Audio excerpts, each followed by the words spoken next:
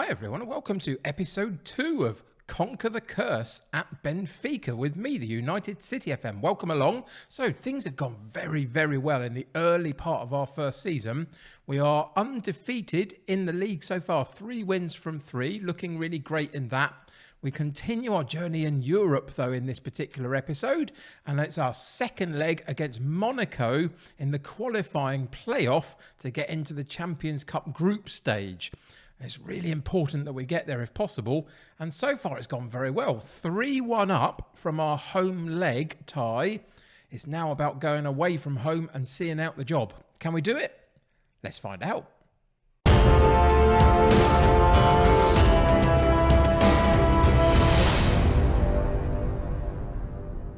Welcome back to Benfica. It's going really, really well. As I said in the intro, really well. 3 games into the domestic season. We've had 3 wins so far, sitting top of the table quite happily alongside Sporting Lisbon at the moment. So that's fantastic. If we go straight into the fixture list, you'll see, look at that sea of green dots. That's what we like. And we're going to keep that going as much as we can. We've got a brilliant 3-game run so far in the league. We've already beaten PSV Eindhoven in a previous qualifying round to get into the Champions Cup group stage. And now we play our second leg against Monaco. 3-1 up from the first in our home leg. We'll see whether we can go away from home and finish off the tie. In terms of everything else that's happening around the league and around Benfica at the moment, we've got a few days left of the transfer window, but I'm not expecting any more business. I'm perfectly happy with the squad I've got for this season to see whether we can move this club forward with what we've got. In terms of the only thing that might change that, of course, is if a club come in and take away one of my big players that the board allow to leave or something, but I'll deal with that if and when I have to. Other than that, it's going to be a quiet last few days of the transfer market, I think, and we are going to see if we can get past Monaco in our second leg tie. So let's do this.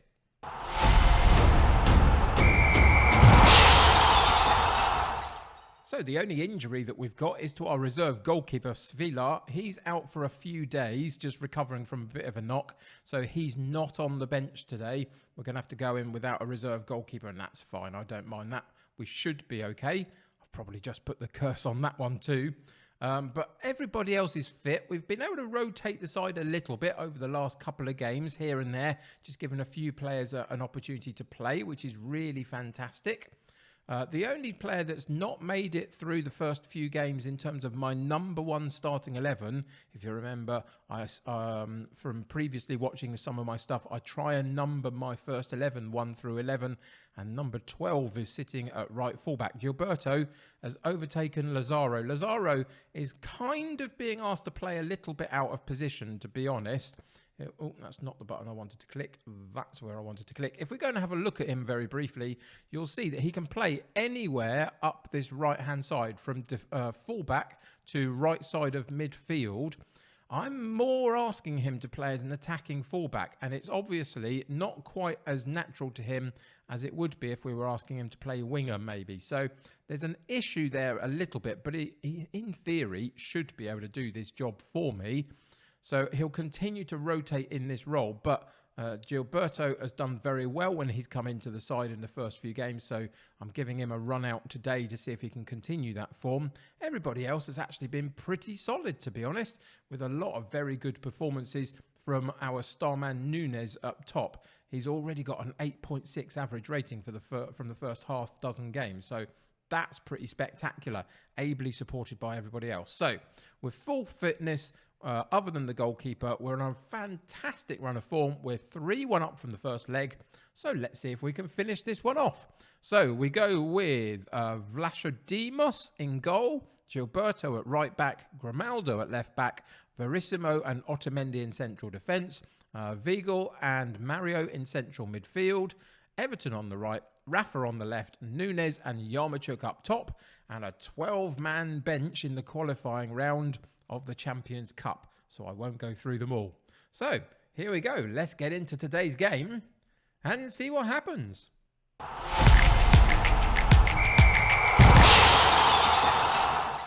So, considering the start we've made this season, I've just pretty calmly, to be honest, outstretched arms, really encouraging of the team, and just told them to carry on from where we've been in recent matches. It's been so positive so far. We've had a little blip at the beginning of the league campaign where we won 3-2, but other than that, it's been very dominant domestically. And in the PSV Eindhoven game, we were never really in any danger. Let's see if we can do that again here. We go in with our 4-2-4. We'll see whether we can continue to excite the fans, hopefully, with our attacking mindset, potentially. Monaco are a decent side. They gave us a good run in the first game. There were one or two moments where they could potentially have got something further from the game themselves. I mean, they have got the likes of Chouameni and Yedder and the like, so they've got some decent players. And they're through fairly early on, within half a minute of the first half starting, but it goes straight through to our goalkeeper with no problems. Second highlight, though, a minute later, and they're having another go, and this time it gets blocked, and the ball gets sent back out into midfield. But again, they win the loose ball. There's a couple of issues there that we need to start winning those second balls a little bit. When they go loose in midfield, we need to find a way to go and win them, and see if we can find a way to instill our game on our style of play on the game, should I say. Yarmouk had a chance to get through there, didn't quite get on the end of the ball, but at least we were down the other end for a little moment or two, just trying to relieve the pressure. Let's see if we can find a way to make them make a mistake, maybe push them into a longer pass, maybe. They haven't. There's the longer ball. It was a terrible ball, wasn't it? I don't quite know what the player saw, whether he thought he could put it over the top of the keeper. But anyway, it didn't work out. And Nunes down the other end has been fairly lethal so far this season. So hopefully he can continue that. On this occasion, it draws a corner kick. They get it cleared. We do win the second ball. Back to Grimaldo, should I say. And he's done really well to keep the ball moving. And in the end, there was a long-range effort that didn't quite manage to trouble the goalkeeper again. So overall, this has been kind of a good enough start. Made an awful lot better there. 7 minutes in, and it was Rafa down this left-hand side. There was a long sweeping ball that cut across the pitch and found Rafa off this right-hand side throw-in. Gilberto in. Darwin puts a brilliant ball over the top for Rafa. I think he was onside. We'll just have to check that in a second, possibly with a third highlight viewing. No, there's not. It's given, which is fantastic. So that puts us 4-1 up. I think we're okay in this particular match now that we've got off to a good start, should I say, in this first half. Again, we're working down the left-hand side. It's kind of simple, that one, wasn't it, really? Grimaldo with a good cross in, a little bit of an interchange of players over on this left-hand side. He sweeps the ball in, and it's all about Nunes. Now, what have they spotted here? Goal awarded. They didn't spot anything, which is fantastic. Nunes is really, really top quality for this sort of level of football, to be honest. And I think he's going to be an absolute superstar for us. And it's really good play. It's just generally good one-touch football in and around the throw-in on this left-hand side. And then eventually the cross comes in and he gets a header onto into the middle of the 6-yard box, put it past the goalkeeper. And we are well and truly in control now. Another fairly simple game. We'll see what this brings in terms of what that means for the Champions Cup and who we get drawn against in the league in the group stages. Could be a hideously awful group, of course. We could get the group of death. There's always one of them, isn't there? But there's always also the opportunity for a couple of slightly better sides to play, maybe here and there. Good defensive work there, and we try and work off Nunes again, but the layoff didn't quite find Yarmouk, and eventually Monaco come back at us on a counter-attack. We do stop the first cross effort come in, and now they've picked it up again in midfield. Again, winning that ball in midfield, and again giving themselves a second chance. Is that an own goal? It was. It was Otamendi stuck a leg out at the near post as the cross came in and just put it into that bottom corner, and the goalkeeper really didn't have a chance to do anything about it. The build-up play was excellent, but that's unfortunate, really. He had to kind of try and block the shot because there was a striker coming in behind him that would have tapped it home anyway, but just a little bit unfortunate that in sticking out a leg, it didn't go past the post, for example. I don't think that causes us too many problems. I think we're still going to be absolutely fine, but it's just a little bit unfortunate that we couldn't keep the clean sheet. Let's see if we can make them pay, though, with a couple more goals for us as the game progresses. Good free kick from Darwin Núñez. Goes out for a corner kick in the end. Mario with the corner kick into the near post. They get it cleared, and they're going to win the loose ball and counter-attack on us again. Diop drops in, and then Everton absolutely clatters him and takes him out. I'm a little bit surprised that he didn't really get a card for that one. I was a little bit worried when the highlight came and saw that. But ultimately, we got away with one a little bit there. The goalkeeper does pretty well on that occasion, winning the loose ball and then putting it up for Yaremchuk. I can't get his name right. It's not Yarmolenko. I don't know why I keep thinking it's Yarmolenko. It's Yaremchuk. Anyway, we get through to half-time, and it's going very, very well. 5-2 up after the first half of this second leg. Doing really well. It's unfortunate about that Otamendi goal, I would suggest. But let's look through the statistics a little bit. We're slightly lower on possession, but that's okay. We do stuff with it. The XG rating isn't actually that high, is it, really? In theory, we've got 2 goals when we should really just be struggling to get our first. So that's not too bad. 5 shots on target from the 10 that we've taken. I'll take that. That's pretty good. I'd like 6 or 7 out of the 10, really, if I'm being a little bit greedy. But other than that, not too bad. So we can go outstretched arms. We will go with, I'm happy with the way things are going. Keep it up. Absolutely, let's do that. And we're just going to let them play in the second half. No pressure on them. No stresses and strains. We don't want any of them feeling the stress of any situation because ultimately there is none at this point. We've got a real comfortable lead. And I think plenty of opportunity this half to potentially extend it as well. Having said that, Monaco win the ball back in midfield in this particular highlight. Diop again goes off on a run, puts a great ball across. It was a little bit wide and the player had to head it back across goal and the goalkeeper managed to intercept that one. But eventually the next highlight is a corner kick to them and it hits the woodwork, clatters out, and Yaremchuk picks up the loose ball for us. He's going to have to hold it up. He didn't quite manage it as well as I'd like. I would have liked him to have just held that ball for a moment and waited for some support. He goes off on a little bit of a dribble and eventually it goes out of play on the far side. We're still fine. There's no issues here. I'm totally 100% comfortable. Tchouaméni, unfortunately, has just been injured, so he's going to have gone off for Monaco, which is a shame for them. Really good young talent, Tchouaméni, isn't he? Wonder whether he'll move on in real life in the summer, maybe, from Monaco. We'll have to wait and see. Again, it's a Monaco highlight, but again, we figure it out at the back. Verissimo sorts it out for us and does very well. He's going to be a real key asset to us this season.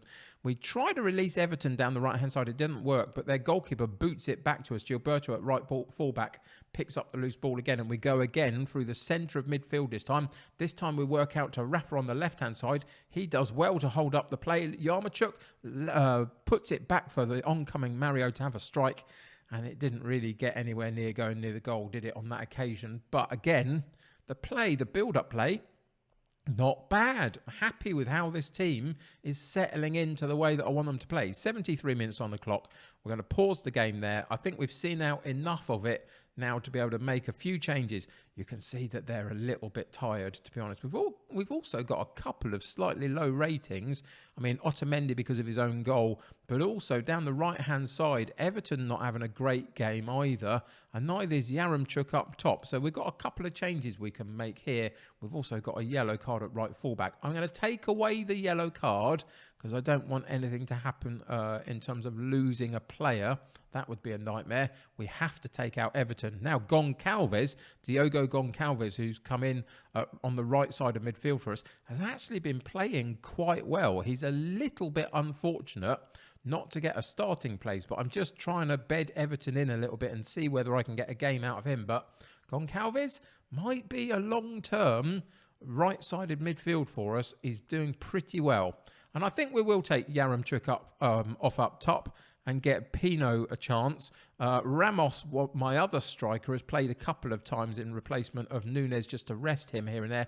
But Pino not given too many chances so far. So we'll give him a chance to run out for the last 15 minutes of the game and see if he can cause them a problem in the striking department. But we've got 15 minutes to play. We're 5-2 up. It's all very, very comfortable in the sense that Monaco are actually doing pretty well in this game. It wouldn't surprise me if they got another goal here, but over the 2 legs, that 3-1 victory from the first game has really caused them a problem. Rafa eventually gets past his man on the left-hand side, gets into the box onto his right foot, and then sweeps the ball over the top of the bar. Unfortunately, it doesn't really finish off a reasonably good run for him on down that left-hand side. They've sent it all the way back to the keeper, who will go long. That should give us a chance to win it. It does really well. Cause them to have to go long is always going to be a good thing for us. Mario on the ball, nice interplay at the top of the box, and again it was Rafa in on the left hand side through to the goalkeeper from a slightly narrow angle, puts it at the keeper. He uses his feet to clear the ball, but again we broke the lines and looked pretty decent doing it. Again they go long, again we win it. Rafa again off this left-hand side finds himself more centrally. Pino has to cover the left position, and he does so really well. Cross was all right, but not fantastic, and eventually it gets cleared. But the goalkeeper for us doesn't do great there. He has a longish clearance himself, and they've worked a counter-attack off it. What a brilliant covering defensive tackle that one was. I think that was our left fullback doing that, Grimaldo. That was exceptional quality on the recovering defensive tackle. Again, though, Monaco work a chance off the corner kick. Again, Verissimo in the centre of defence sorts that out for us. 3 minutes to go. Can we just see this game out now, cause ourselves no major problems and take the win and move on? I think we probably can. We've got a minute left. Time is ticking. No more highlights. There is a highlight. There's a highlight for Monaco down this left-hand side again. I said I wouldn't be surprised if they got another goal back on us. Instead, we managed to have a half opportunity ourselves before the goalkeeper boots it clear for them. And the final whistle goes at that moment. And we take a 2-1 win away from home against Monaco. So that's PSV Eindhoven that we've beaten. That's now Monaco that we've beaten to get into the Champions Cup group stage. And that's pretty spectacular, I would say. It's difficult to know when you're a team like Benfica and you come up against PSV and Monaco. They feel like they're sort of similar sized clubs in a similar sort of position. You never quite know what you're going to get in terms of how well you're going to do. And so far, we've done exceptionally well. So let's see what happens next.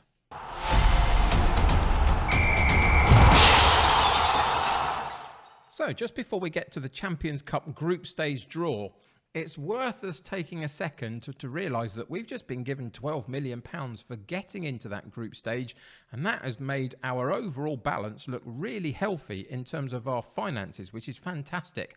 I'm still not expecting to spend any money in the rest of this window, but what it will mean that hopefully this time next season, when we potentially have to go again and improve this squad and change a few bits, we might have 1 or 2 bits to play with here, which is going to be fantastic in terms of being able to finance a couple of deals. So watch out for that as we progress. But at the moment, finances are actually pretty decent, which is good. So just another quick reminder from not yesterday's episode, last episode, just to tell you how this series is going to continue to work. We're only playing the European games, trying to get rid of that curse that Bella Gutmann put on the club, of course.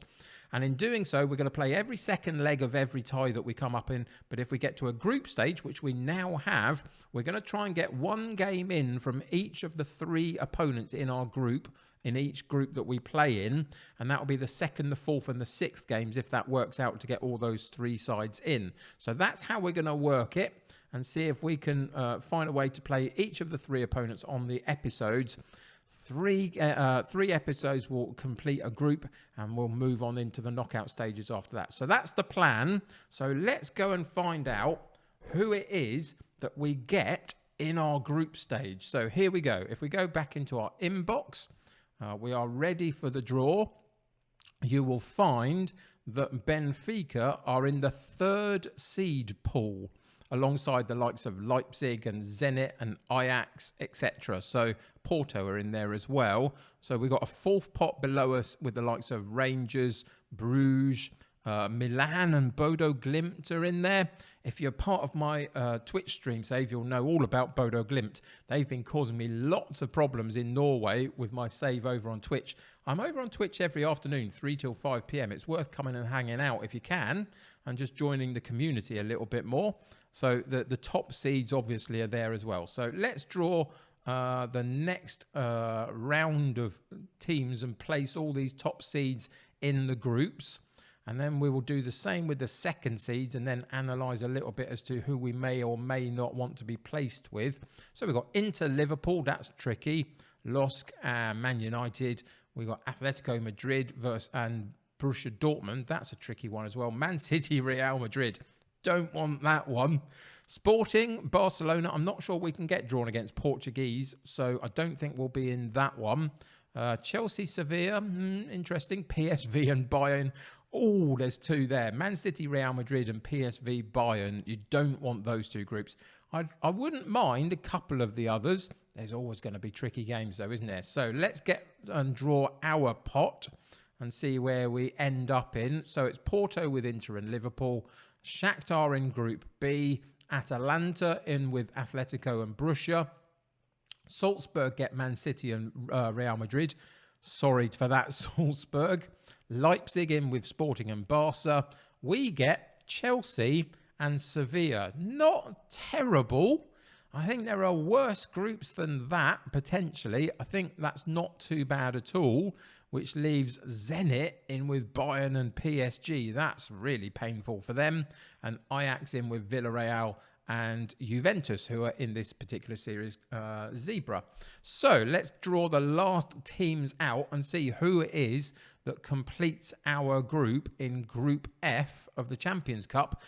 And that is as hard as it could have got in terms of that fourth team, isn't it? AC Milan found themselves in pot 4 and they find their way into our group. All of a sudden, that feels like it switched it up. If, with the greatest respect in the world, if we'd have got, I don't know, who was the last one out? Dynamo Kiev or somebody, or the likes of Bodo Glimt in our group alongside Chelsea and Sevilla, that's not terrible. But Benfica, Milan, Sevilla and Chelsea actually feels like a really, really tricky group all of a sudden. I think the likes of Real Madrid, Man City, Wolfsburg, Salzburg. So you see, Wolfsburg, Salzburg, I think is actually a reasonably good draw for Man City and Real Madrid. The other big group of death was going to be Bayern and PSG. They got Zenit and Besiktas, which again, I think is reasonable.